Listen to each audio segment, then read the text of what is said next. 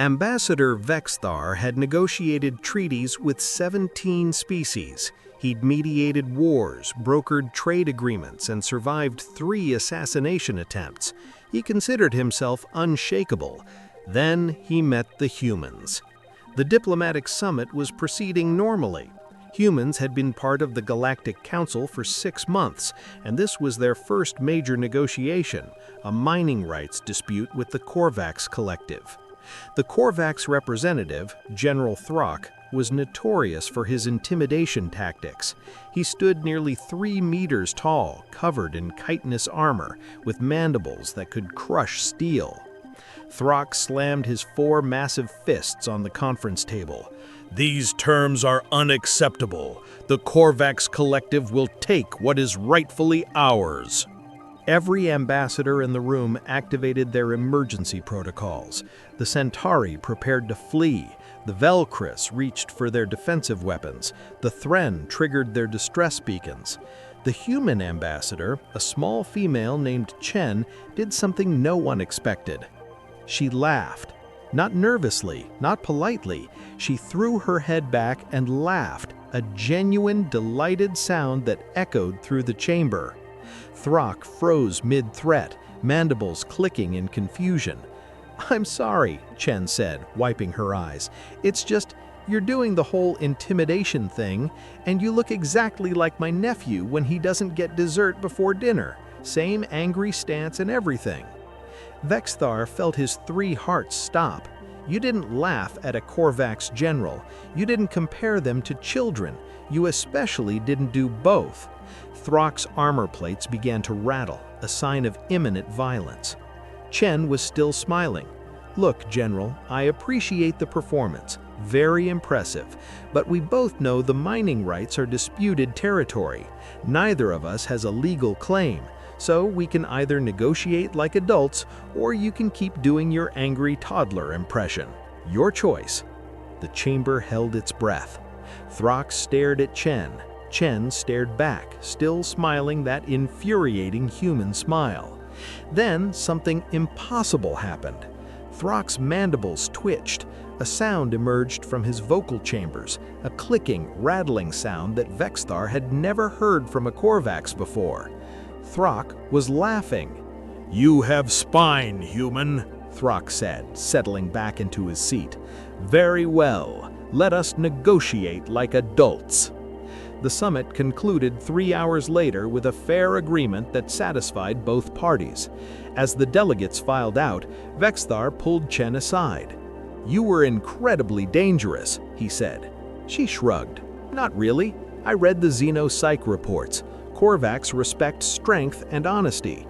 Showing fear would have made negotiations impossible. Showing I wasn't intimidated and making him laugh leveled the playing field.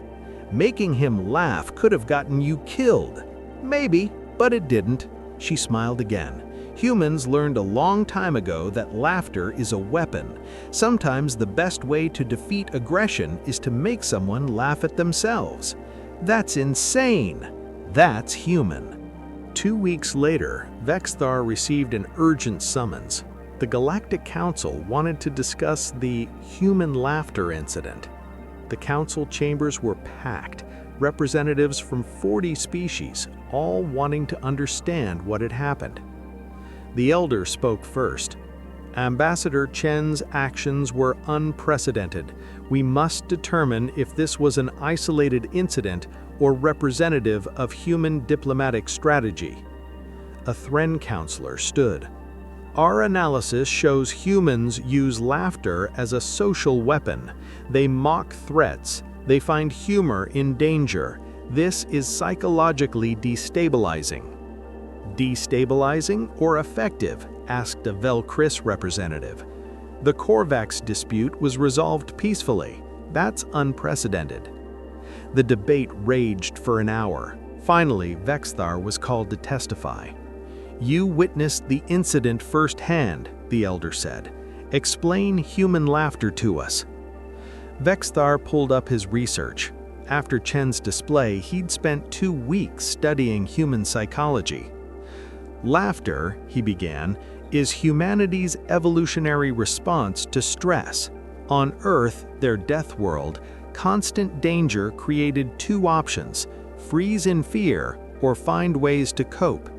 Humans developed laughter as a coping mechanism, but they didn't stop there. He displayed historical data.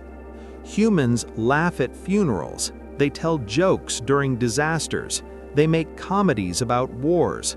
They have literally laughed in the face of death for millennia.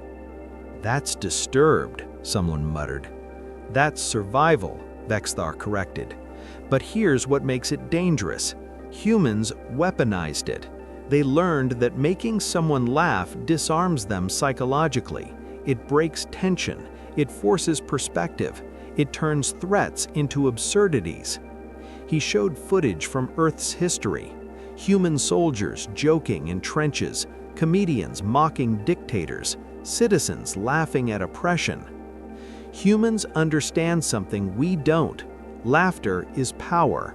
When you can laugh at something, you control it psychologically. You refuse to let it control you. The elder leaned forward. "Are you suggesting we adopt this laughter protocol?" "I'm suggesting we understand it. Humans won't stop using it. They can't. It's fundamental to their psychology. When threatened, their instinct is to find the absurdity and laugh at it." A Korvax representative, not Throck but another general, stood.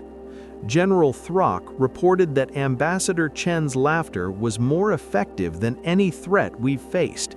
He said it made him see himself as she saw him. It broke his intimidation strategy completely. And then they negotiated fairly, because once Throck couldn't intimidate her, he had to treat her as an equal. The laughter forced mutual respect. The chambers buzzed with discussion. Finally, the elder spoke. "The Council recognizes human laughter as a legitimate diplomatic tool.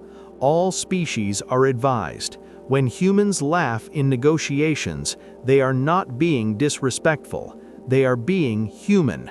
Adapt accordingly."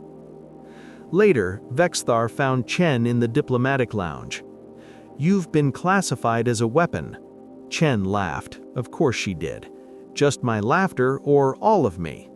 "Does it matter?" "Not really. Humans have been classified as weapons since we joined the Council. Too aggressive, too stubborn, too dangerous. Might as well add too funny to the list." Vexthar sat beside her. "Why do you do it? Why laugh when others would show fear?" Chen was quiet for a moment. "Because fear gives power to the thing you're afraid of. Laughter takes that power away. When you can laugh at something, you're saying, 'You don't control me.' That's freedom." "Even if it's dangerous?" "Especially then. The most human thing we do is laugh at danger. It's how we survived. It's how we stay sane. It's how we win." Vexthar thought about that. "Your species is terrifying." Chen grinned. "And hilarious. Don't forget hilarious." As Vexthar walked away, he heard Chen laughing again. Not at anything in particular, just laughing because she could. Because that's what humans did. They faced the galaxy's dangers with weapons, yes, but also with laughter. And somehow, impossibly, both worked. The galaxy would have to adjust. Humans weren't going to stop being human. And that was both terrifying and, Vexthar had to admit, a little bit funny.